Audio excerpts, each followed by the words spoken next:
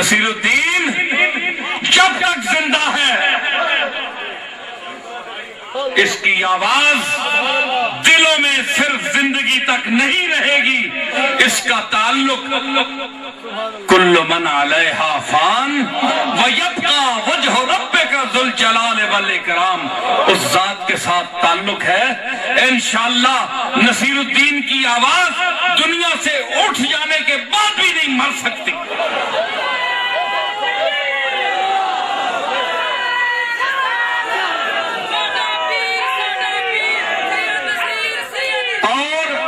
یاد رکھو، اگر میرے مالک کے راستے میں تم آئے، جس کا میں منگتا ہوں، جس کا میرا باپ دادا جس کے در کا منگتا تھا، غوث پاک جس کے در کے منگتے ہیں، معین الدین اجمیری، علی حجویری، بابا فرید الدین گنج شکر، محبوب الہی جس کے در کے منگتے ہیں،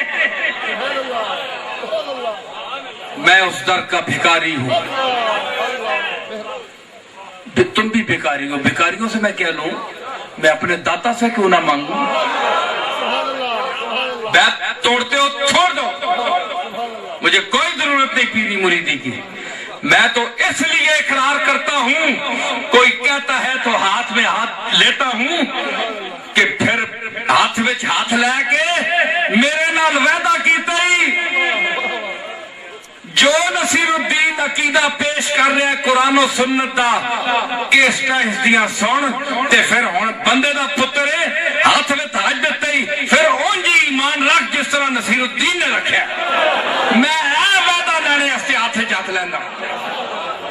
بیعت صرف یہ نہیں کہ ایویں تسی بہ جاؤ تے لوگوں نے کہو آؤ جی اتھے مرید ہو جاؤ، نہیں، بیعت یہ نہیں ہے، اور نہ بیعت کوئی مسنون ہے، نہ کوئی واجب ہے، نہ کوئی فرض ہے۔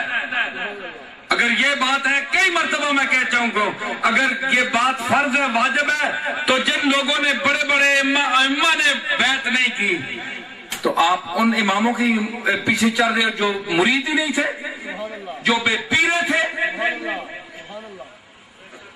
امام ابو حنیفہ کا کون سا پیر ہے؟ امام شافعی کا کون سا پیر ہے؟ امام بخاری کا کون سا پیر ہے؟ نسائی کا، ابن ماجہ کا، ابو داؤد کا، ترمذی کا کون سا پیر ہے؟ بتاؤ۔